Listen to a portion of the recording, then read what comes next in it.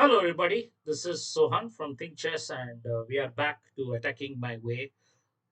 Bad coordination. It's episode 22 now. So, why we go for an attack? We go for the checkmate, yes. But like in my previous episode, if you go for checkmate and if opponent gives away material to stop checkmate, we just take the material and we win the game later. Fine enough. But sometimes the position is hard to crack, just like a nut. I mean, you try to break it in pieces, but sometimes it is not possible. Sometimes you need to have patience and to understand like exactly how this nut will crack. So the bad coordination is very much deep, mind you. Mind, I just wanted to tell you that this episode is little bit advanced.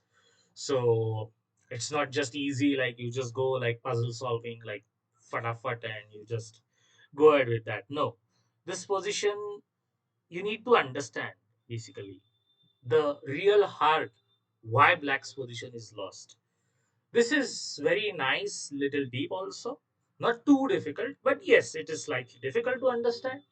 And this position falls because white understands what is the problem of black. It is not just like go for sack and mate. That time, that age is gone. Of course, we do our luck. We do get lucky. All right, so it's White's turn to play. How should White proceed, and what will be the plan of White? Okay, uh, you can see that black pieces are not good. I mean, they are not developed. I think this knight should have been here, but the queen is doing a job. The knight should have quickly come to c6, but that is also not possible. I mean, that is not done because White's turn to play. And little bit the king is also not yet castled. White's position, yes, White has not castled, but it's just a move away, and White's pieces look more harmonious than not harmonious to compared to Black's position. So in this position, what should White do, and what should be the follow up? All right. The first move is knight d5. Okay. And we grab the pawn and we unleash this rook on the open file. So black takes e d5. And the simple move, yes, rook c8 check and king e7. I think till this position of king e7, nowadays, I think 99.99% of the people will spot this 95 and rook c8. So not a big deal. The question comes, the main point comes in understanding how to proceed from here. What is the idea of white? Why we got into this position? It looks attractive, fine. It looks attractive, we go, we went into it. But what next? Because you need to understand what you are doing. Because white has lost, I mean, not lost, sacrificed the piece. So you need to know what you're doing next. Otherwise, it's just nothing. Okay, after reaching this point, White wins because he understands the crux of the position, and the point is bad coordination.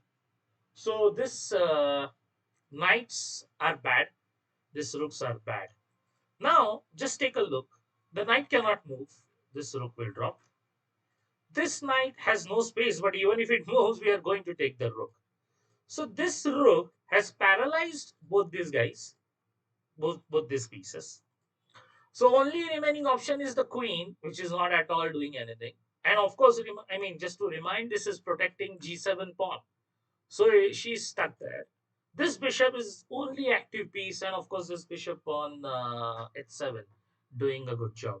But other than that, black's position is has come to standstill, and black himself doesn't know. Suppose it is black's turn to play. What should he do?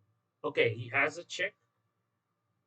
But apart from that, if you give him a move, he's not sure what to do. So, understanding that, like black doesn't have any move, white just calmly develops. And this move, it's not just a move, it is more of a plan. Like black cannot coordinate. Black's coordination is bad. So this bad coordination, that understanding, made us to sacrifice the knight on d5, and we hold this position and just play. So white plays bishop e2. Ruthless. White is threatening to castle and bring this rook and sorry here, and it will be an attack all the way.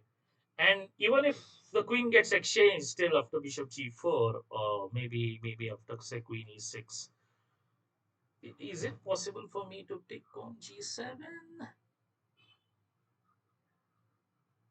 Or would we play queen h4 check? I think we can take on g7 if I'm not wrong. Yeah, we can take this. Yeah, and we can take this. That also works. So, okay. So after bishop e2, black gives a check and white plays very ruthlessly king d1. It looks as if what has white achieved and what is white up to. The question is, what is black up to? Black doesn't have any move, or nor he has a plan to activate his pieces, and for his suffering, he's going to lose in even we are willing to now play bishop f4 and maybe even play rook e1 here and sacrifice the rook. This is what we analyze a little bit in depth about this position. I was very surprised that this is a winning position for white, but with the computer age, computer will show the moves, but he will never ever tell you how he thinks and what is the feeling, the part of plan. So the whole point of all White's activity was the coordination to understand bad coordination of enemy. So we'll go back here, and after knight d5, ed5 check, king e7 fine. And here this is like a very important decision to make for white. Like we will just imagine knight d5, d5, rook c8, king e7. But what next?